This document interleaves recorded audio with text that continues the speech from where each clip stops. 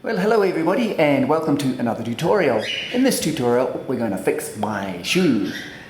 Now I know all you Americans can just say, why don't you go down to Walmart and pay $9.99 for a new pair? Well, there's a philosophical argument to it and I just want to fix it because there's lots of meat on the bottom.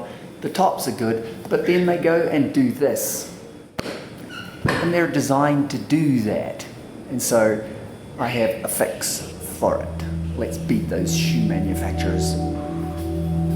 The first thing I'm going to do is take a nail and a little block of wood, nail that in the end, snip the end off or cut it off with a hacksaw and file it to a point to make myself a pointy instrument.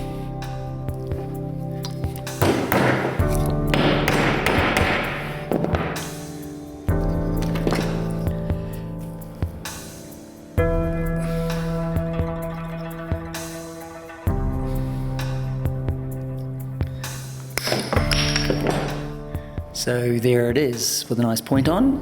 Now normally to fix your shoe you would just get a contact glue and glue that together by putting it in there, both surfaces and then together, but it'll only last a month or two before it starts to peel apart again. Once again, it's designed to do that. So we're going to do that anyway because it'll help us out. So there we have it, coated with the glue on both surfaces. Let it sit for 5 minutes and then stick it together. So there's the shoe, nice and glued, but as I say, it won't last. So I'm going to use some thread, some very thick thread, almost string, to sew that on. Now that's the trick that I'm going to show you. Now apart from your shoe, your string, your thick thread and your pointy instrument, you're going to need a little bit of thin wire, and in this case it's from a transformer in a piece of electronics. So I'm going to unravel about a little bit of that, maybe a foot or so, which is about a third of a meter, 30 centimeters, and then I'm going to double it over. The next thing I'm going to do is get my pointy instrument, and around the base here I'm going to be sewing this way up through the sole and into the shoe. I'm not going to come from underneath here because the thread will wear out along there, so I want it in this piece here, and as it is, that sort of goes in on a curve, so I'm going to put that, and in this case I'm going to follow this line of the shoe along here, and then I'm going to poke it through the rubber and into the shoe, making sure I don't skewer my fingers on the inside, and that's going to make a pilot hole to then put my wire through with the bent over end going through that hole and into the shoe, and then on the inside you're going to pull it through to about there while still leaving it out there. Then I'm going to take my thick thread and then I'm going to put it between the two wires here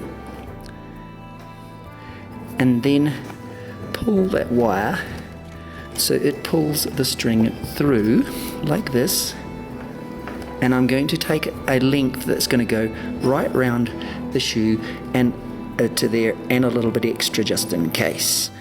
Okay, so that's the first step there. Then I'm going to do another hole just a fraction long, maybe half a centimeter or something. How delicate you want it is up to you.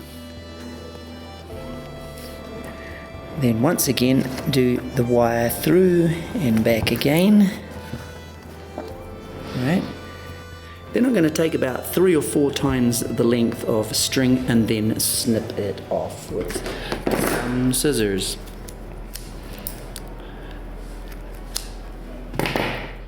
Then I will get that string, that long one, put it through as before, but when I pull it through I'm not going to pull it all the way.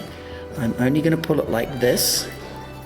Then I'm going to open that loop and then feed the other short string through it like that, and then pull the other one so that is going to pull the loop in. Of course, take the wire off, remove it, and then pull that string tight, so now you've got your first stitch. Right? Then I'm going to just keep repeating that to sew it on. And the very last one, you're just going to pull it and then pull it right through into the shoe.